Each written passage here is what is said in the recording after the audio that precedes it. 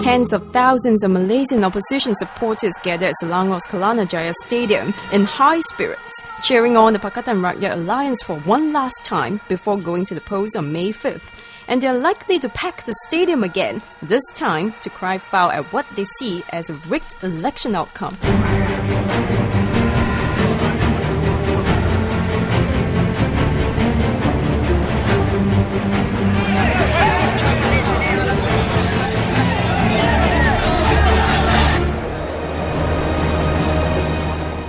Following Barisan Nasional's victory in the election, opposition leader Anwar Ibrahim called for a rally on May 8 to protest against the alleged electoral fraud. This, even though Najib Razak was swiftly sworn in as Prime Minister for a second term. Kami ingin mengucapkan berbanyak-banyak terima kasih kepada rakyat Malaysia. Mr. Najib's ruling coalition BN was returned to federal power after winning 60% of the parliamentary seats. It also reclaimed Kedah, a northern state on the peninsula which fell to Pakatan in the last election, but it failed to secure a two-thirds parliamentary majority and also lost the popular votes. Official figures from the Election Commission showed a record 85% of the registered voters turned up to vote. BN attained only 46.5% of the popular votes, while Pakatan won 49.9%. A separate tally by the opposition Democratic Action Party showed Pakatan to be leading with more than 50% of the votes, while BN trailed with 46%. Very disappointing. How can you win 51.4% of the popular vote and still not get a majority of the seats? This is the first time in Malaysia's history that a federal government is elected with a minority of the votes. This is possible because of Malaysia's first past-the-post system and unequal-sized constituencies. While huge states with a large rural population like Sabah and Sarawak remain a stronghold for BN, the urbanized areas across Malaysia have shown a clear preference for Pakatan Rakyat, which has campaigned for honest governance and an end to race-based politics. While Mr. Anwar said Malaysians have been robbed of their legitimate rights to a clean election, Mr. Najib had challenged the opposition to furnish proof of fraud.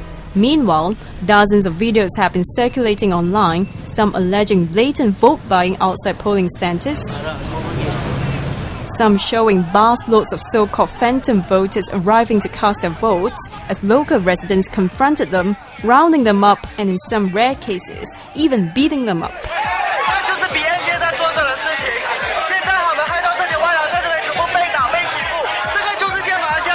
In other videos, local residents were seen joining hands to stop cars from entering counting centres with more ballot papers. Polls closed at 5 p.m. in most parts of Malaysia, so the delayed arrival of ballot papers at some counting centres raised doubts about their authenticity. There were also allegations of power disruptions in many counting centres, orchestrated to facilitate fraud.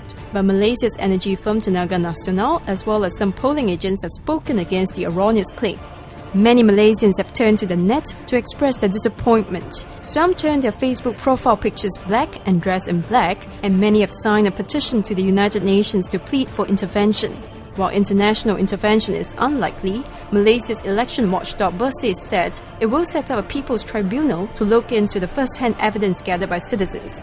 It will also withhold its recognition of the government for now. Closer to Singapore, in the state of Johor, the traditional BN bastion was rocked by the opposition DAP for the first time.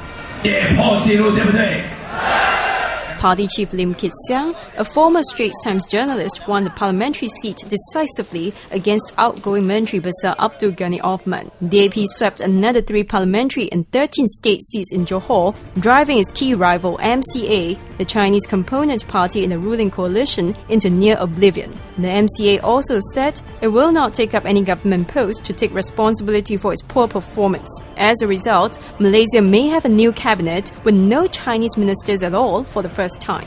While Mr. Najib has blamed BN's weaker showing in this election on a Chinese tsunami, with Chinese voters switching their allegiance from MCA to DAP, many have countered his claim, calling it a simplistic and unfair assessment. Rather, some feel the fault lines between urban and rural voters, between the digital haves and have-nots, and between those who want change and those who prefer status quo are more evident.